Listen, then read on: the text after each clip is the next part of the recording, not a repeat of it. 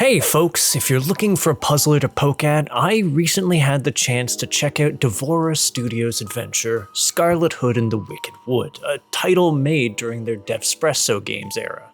Thanks to the review copy they sent, it's time to answer whether I felt hoodwinked by the experience, or if it provided a fairy tale ending. I'm your host Arlian, let's find out together. For the longest time, it was Scarlet's dream to make it big as a singer, one she shared with her friends. And for the first time, an opportunity arose. Only, it was just for her.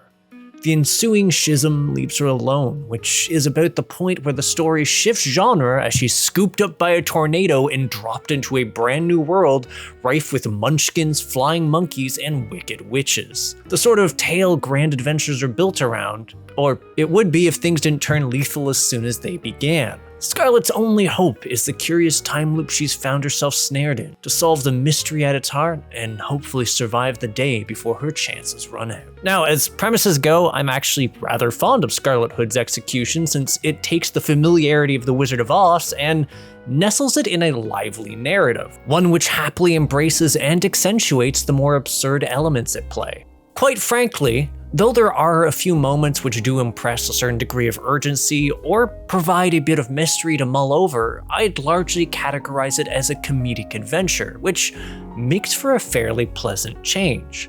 As for how it's executed, Scarlet Hood falls in a similar vein to other titles by this developer, being a highly story-centric experience.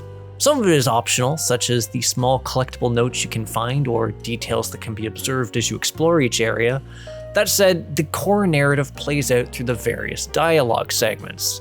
What's notable about these is that while they are linear and don't require any input from the player, they aren't necessarily static, as certain key chunks in adjoining scenes will change up based on what choices you make to progress through a given area's puzzles. Choices which will ultimately culminate in a different ending to the game. Admittedly, these differences do feel limited to a certain degree, to the point that I can safely say that by the time I hit my third playthrough, the iterative nature of the story, save for a few key points, felt rather noticeable. Still, I will give Scarlet Hood some serious credit here because this was far from the case gameplay-wise, as I found myself consistently encountering new content on this front. This is really neat, given that this is primarily a puzzle game, a genre that doesn't tend to leave all that much to the imagination on tertiary or even secondary playthroughs.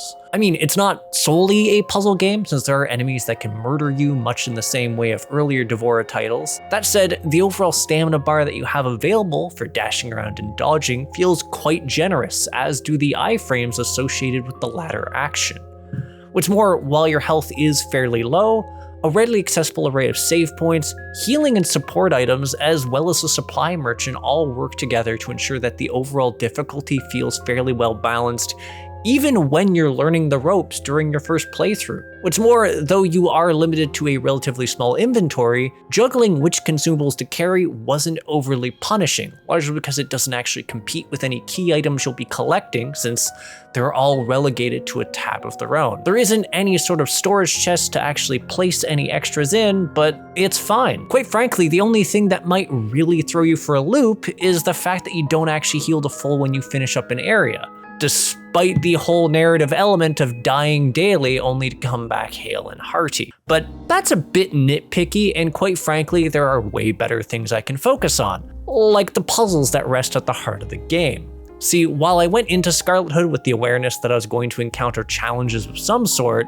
I wasn't expecting to be anywhere near as involved as it turned out to be.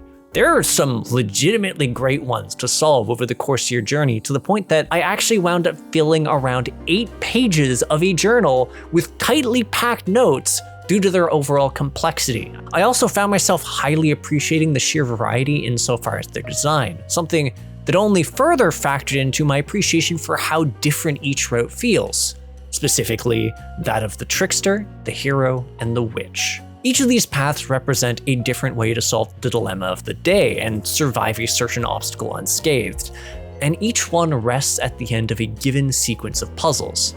Of these, the trickster route, which focuses on subverting the problems you face, tends to be the simplest, as it doesn't really add any major complications to your overarching journey, nor are the puzzles quite as devilish. The hero route, on the other hand, has some interesting quirks, since your overall goal is to find and help a mythical hero stuck in the given area you're exploring.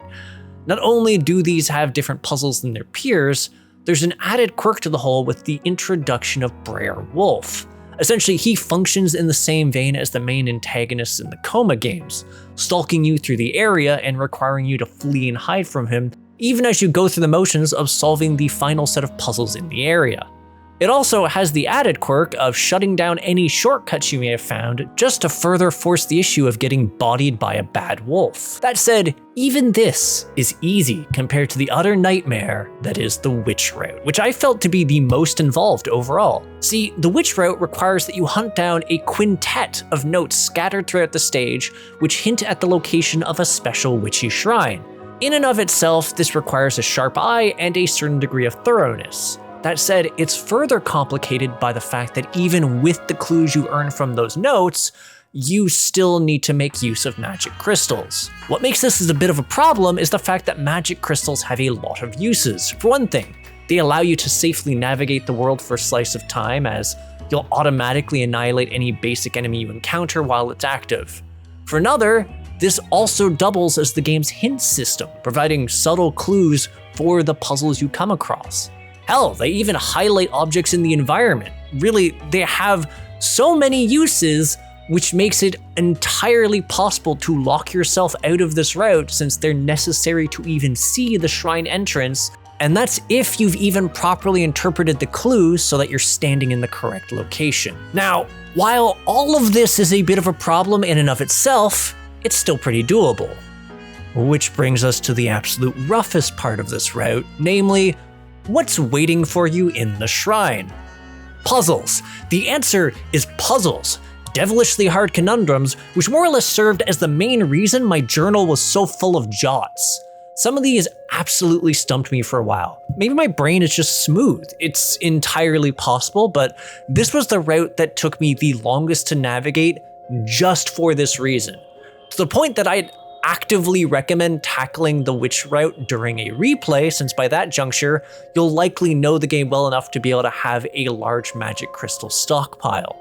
Anyways, with all of that out of the way, it's time to talk graphics, and quite frankly, this game is really nice to look at. If you're familiar with their previous bodies of work, you'll definitely be able to recognize the overall Devspresso style, but that's not a bad thing, since the game portraits are nice, the environments are delightfully varied, and most importantly, the character designs and animations are smoother. On the whole, it just feels like the overall quality of the studio's work has improved.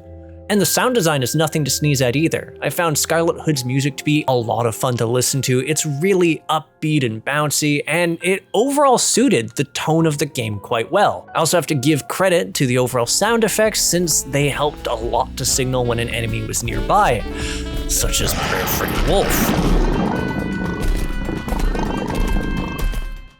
Beyond that, I really do have to say that, though it doesn't crop up too often, I enjoyed the main character's voice acting. This weather certainly fits the mood. I think I'm gonna be sick. So, on the whole, I quite like Scarlet Hood and the Wicked Wood. It's a fantastic little puzzle game to the point that even after 3 playthroughs, the only element that annoyed me on a mechanical level was a very rare QTE door puzzle. Given how much time they allow you to react, they're mostly just an annoyance, but they're such a minuscule part of the game that they ultimately don't warrant any further discussion. Seriously, if you are a fan of the puzzler genre, I can recommend this game on that alone, though it certainly doesn't hurt that the story is just really enjoyable to soak in.